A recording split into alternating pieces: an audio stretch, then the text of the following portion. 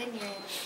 Bilang isang Philippine Chinita princess, ano yung Ikaw din. gusto?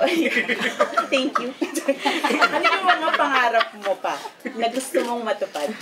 Na alam mong makakatulong talaga ang showbiz for you? Pangarap ko pa, sobra, ang babaw ko lang kasi mangarap. Kasi hindi talaga ako, ito pangarap ko maging presidente ng Pilipinas, hindi po yung gano'n. Simpleng pangarap lang, magandang buhay na hindi katulad ng buhay ko dati. At yun yun. Last question na lang. How do you give back to your fans? Aside from this concert, of course, na talagang fantasy talaga siya, as in fun, and your journey, Yes. papakita. How do you give back to them? May mga ka ba dito? May mga guests or for them talaga? Give back every day or sa gabing yun? Sa gabi. Meron din, meron din mga guests. Hindi pa nga lang sila umuo lahat. Confirm. Kaya, wala pa po siya. Wala pa siya actually. And then, everyday naman ngayon, meron na tayong social media. Before, nung nagsimula ako, wala pang Twitter, walang Instagram, wala pang Facebook. Ay, merong Facebook, pero not that big. Pero ngayon kasi, nare-reach mo na yung mga taong sumusuporta sa'yo. Pwede ka na magsabi talaga ng maraming salamat sa lahat ng suporta in just one tweet. Mariretweet yun, yung ganun.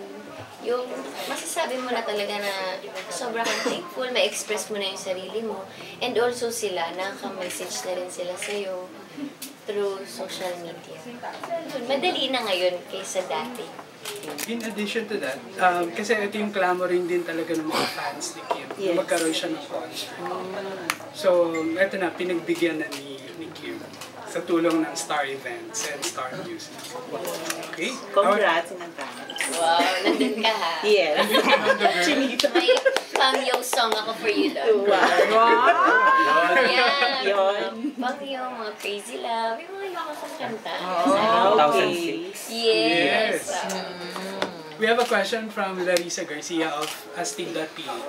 Do we expect something, parang happy ending at nandun ang Prince Charming? Opo, pero hindi naman po siya nakafocus sa yung fairy tale na happily ever after. Nakafocus po siya sa yung kwento ng isang babae who is really down and then nag-try lang siya and hindi siya nag-give up kahit nadadapa siya lagi. Marami siyang nani-meet sa buong journey niya na yun. Pero hindi siya sumuko. Nakita niya yung sunlight sa dulo. Follow-up question mo. Who is Kim Chiu 10 years ago and who is Kim Chiu now? Wow.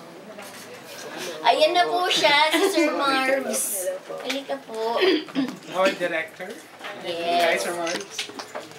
Kim Chiu before, kulang po siya sa self-confidence. Wala po siya katalent-talent. As in, sobrang mahiyain ako dati. Natuto lang po akong kumanta and sumayaw and mag-host sa ASAP talaga.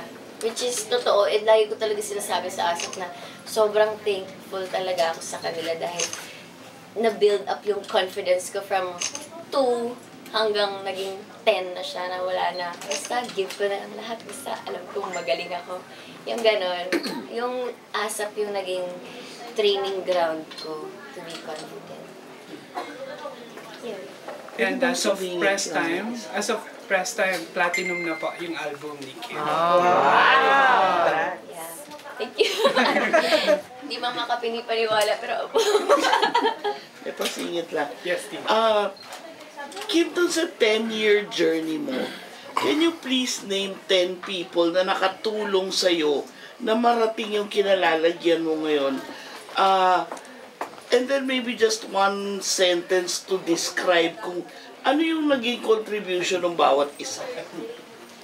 Actually, hindi lang sila 10. More than 10 sila. But if you had to pick a top 10 Baka na magtampo yung iba. Basta more than 10 po sila. na nakatulong sa'yo. O nasa sulok lang po, 4 na sulok ng ABS-CBN. Nandito po sila. Kaya sobra akong thankful sa ABS-CBN.